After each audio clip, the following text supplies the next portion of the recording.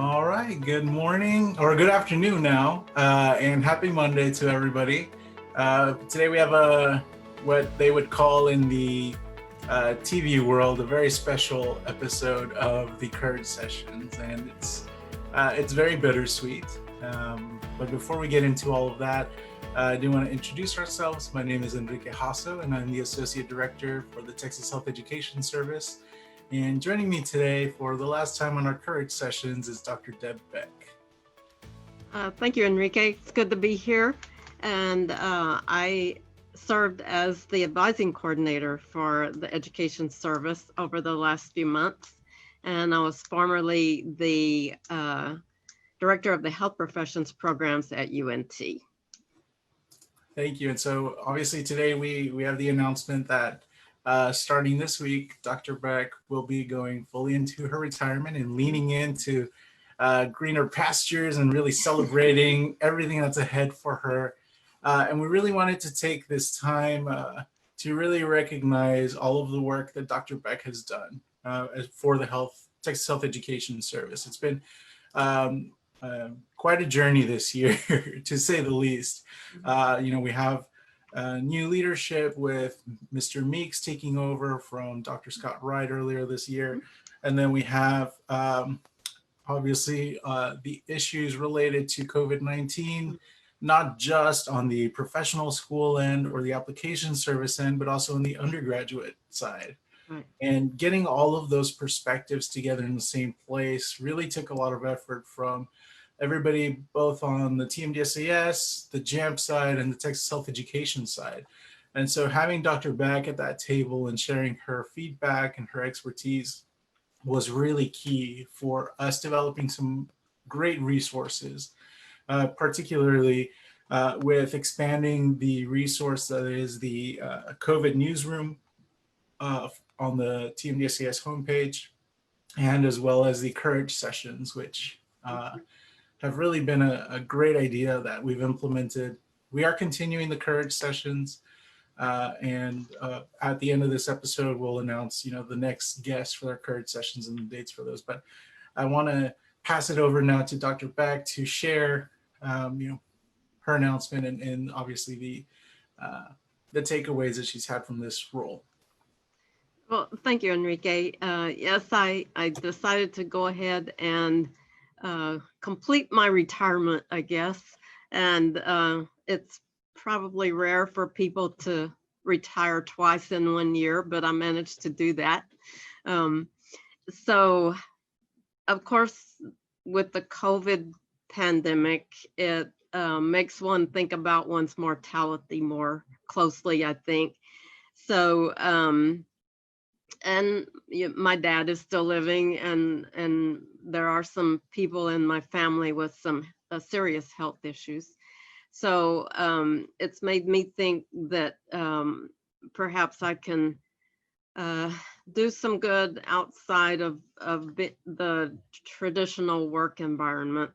So I'll still be volunteering and doing some work like that. And I hope to get involved with some of the JAMP program at UNT again, and we'll see what happens, I guess, with the COVID. And it's been actually a great education for me working with you, Enrique, and your staff, Waylon and Tanya, and actually all the TMDSAS staff, because I'd worked with TMDSAS for almost 20 years on the other side as an advisor. And I can tell you that there's so much, it's like that duck in the water where you see that just, they look so calm and collected, but down underneath, they're just pedaling like crazy. And that's what the TMDSAS is. There's all this stuff going on back in the background, and it's hard enough being in one building together and getting all the letters together and out and submitted to the med schools, and all the applications verified and sent to the medical and dental and vet schools. But now each of the staff members is in their own home, and they're still doing this. So I would entreat the applicants to please be patient with the TMDSAS staff, because they are they're doing all that individually from home, and it's just a little slower and it's harder to do from home, even if they do have the support of the IT from the UT system, which has been great also. And adding to that, of course, we have a much higher applicant submission rate this cycle than we have in many other cycles. And we'll be releasing some of those numbers out on the applicant newsletter. If you're interested in getting those numbers, if you go to the TMDSAS or the Texas Health Education Service websites and go to the footer and register to receive the newsletter, we'll be sending out that information, because it's really astonishing just how much the applicant pool has grown this year. And, you know, with all the warning signs that we heard about, you know, potential folks delaying their application cycles, and of course with the MCAT and the DATs being delayed, it was a devastating round of hits that we faced early in the application cycle. But seeing that applicants are still fully committed to pursuing this journey has been a really great blessing for us as educators, to see folks still wanting to go fully into this career. But I just wanted to add that as well Absolutely. as working remotely. I was going to suggest that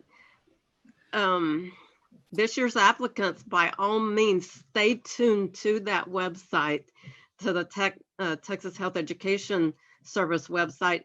And of course, you're tuned in to TMDSAS, but there are all sorts of resources. Enrique has pulled together, I don't know how many podcasts you have and videos now.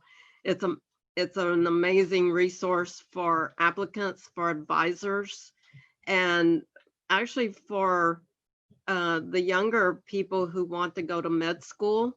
Just remember that these resources exist. Go ahead and watch them and start learning now what you need to be doing. And so I think it's important to, by all means, use the resources that exist, and of course your own advisor at your own school, and that's important. And I didn't mention JAMP. Of course, JAMP is important to me as well, and I think the applicant pool for that is also up, and I think they've never had as many applying this early, so that's great.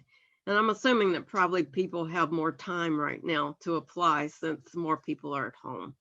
But, yeah, there aren't distractions of going out to the beach or to the lake, yeah, or heading out to amusement parks right now.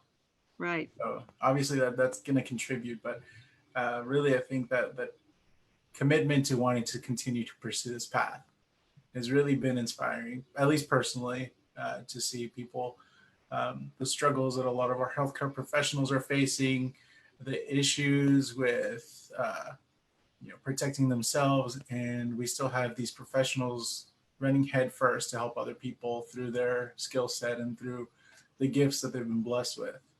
It's really powerful to see right. that, in one of the darkest times for a lot of our healthcare professionals, that we still have a healthy pool of people wanting to engage in that life.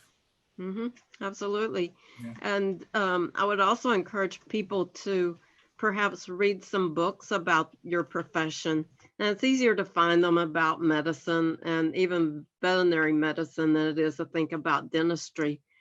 I haven't really found a good one about dentistry. Have you, Enrique? Can't say that I have, but I do know one of our secret projects is going to have me seeking some of those resources out as well. Okay, that's great. So, and if when you get your interviews and the interviewer says, well, what have you done during your time with COVID? What are you going to tell them? And so I believe one of the medical school admission deans recommended actually reading some books or some materials about your your profession that you want to go into. And that might even be some journals from the professional associations online, and they may have some papers that would be helpful to you as well. And we're also seeing some huge shifts in the profession and how business is conducted. You know, we've brought this up during past courage sessions, but telemedicine in Texas was, you know, is a far off dream. And now it's something that's widely implemented. And so that offers a lot of our students that perspective that, you know, telemedicine is probably going to be here to stay. And in preparing for your interviews, well, let's consider the telemedicine situation. One of the things that pre-health students need to consider is that the competencies that have been developed by the schools, the change in the MCAT to include, you know, psychology and sociology questions, all of those are connected toward the goal of finding students who are more well-rounded and aren't just, you know, single track minded, because we find that the better that a physician or a dentist or a veterinarian is able to engage with their patients, the better relationship they're going to have, the better, the more likely their patients are going to be comfortable to come back and continue to seek professional health care. But also, there have been some studies done that show that the more able that a healthcare professional is able to connect with their patient, the less likely they are to be sued for malpractice issues or have complaints filed against them. And so now that we're seeing all of these new telemedicine opportunities coming up for so many healthcare areas in the state, and seeing how the interviews are looking like they're going to be moved to an online platform, I believe there are like some hidden competencies that we're unveiling right now. Yeah. And so that's something that we'll be working hard to identify, to work with our professional schools, to develop some best practices for you all to prepare for your virtual interviews and to prepare for a new career. And so bouncing off of what Dr. Beck was just saying, this is a really, I hate to say it, but it's an exciting time because of how quickly changes are being implemented and how impactful these changes are going to be in the long term. And so staying engaged with not just, you know, podcasts or the news or journals that are coming out, but also seeing the impact that they're going to make with who you're going to be as a healthcare professional, that is going to show how engaged you are with this journey. And in an interview setting, hearing you being informed about the changes that are coming and being engaged with how you plan to be resilient as a professional healthcare provider is going to be what's going to set you apart. Right, but and just to let y'all know, Enrique and I attended a national advisors meeting this past week, and one of the presentations was about how to give a video or how to act in a video interview.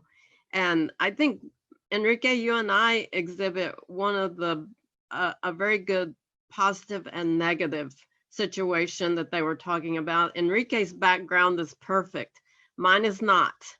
So mine has too much personal stuff in it. And so one of those things that you can be thinking about now is how you might want to achieve a more neutral background. Like, I wouldn't do this background that I have behind me if I had a medical school interview. So they're still thinking that you need to be professional and wear the nice clothes and or, you know, a button-down collar with a tie or a collared blouse if you're a woman.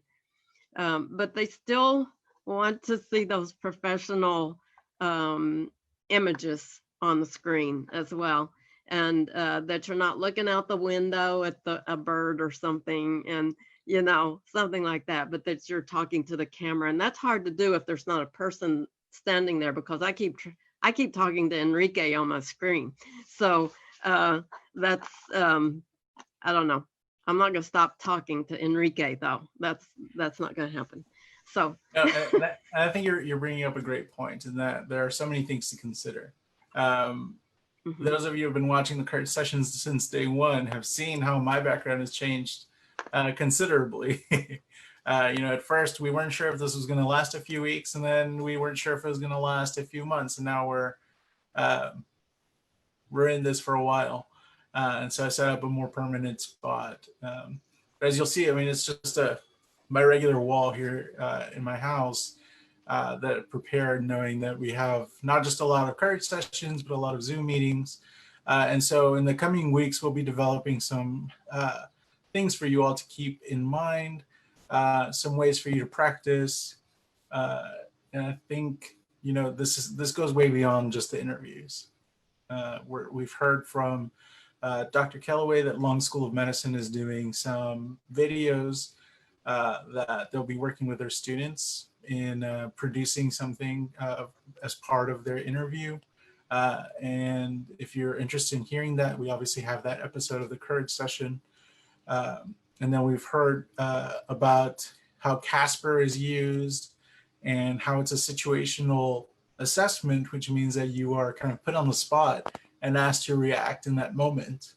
And that's obviously a skill that doesn't just translate to interviews, but also translates a little bit more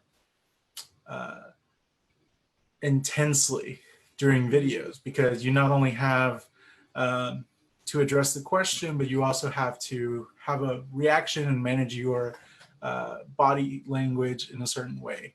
Obviously right now we only see from about right here upward. And so you have to be much more cognizant of what your space is and how to communicate what it is that you need to address during interviews. And so there's so many considerations, and we're going to hit as many of them as possible to make sure that you all are well equipped for these interviews and know what the schools are looking for. But this is a brand new territory. This is a whole new world for us. So we appreciate your feedback and most of all your patience. I do want to bring it back to Dr. Beck.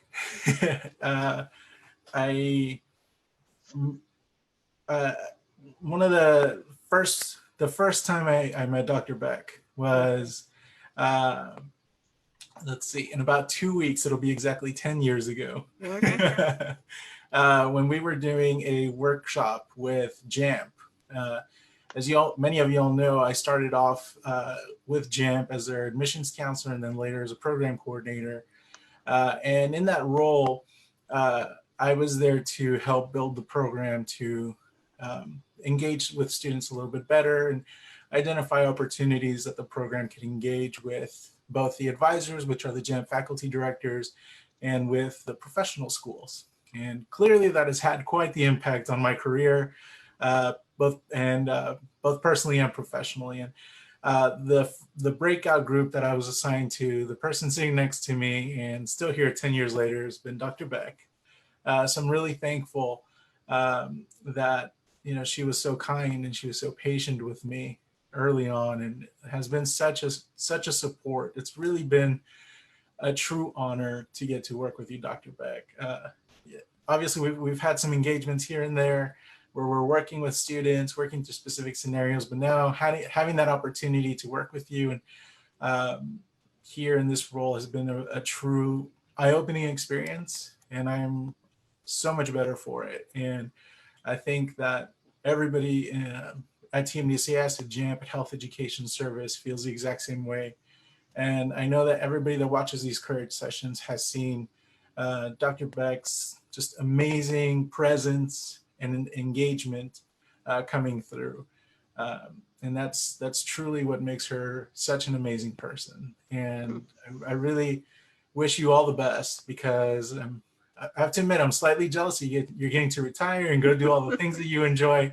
But I appreciate your challenge to us, which was to not just find our bliss professionally, but also to find it personally. And so, again, you're amazing. We're certainly going to miss you, but know that your impact on the Texas Health Education Service, on TMDSAS, and at JAMP are really profound. And we thank you for all of the attention and the work and the engagement that you provided. Thank you, Enrique. It's very Yeah. kind of you. And I have learned so much from you and all the people at Texas and TMDSAS. And I'll still check in. It's just so long, not goodbye. So happy trails and all those good things.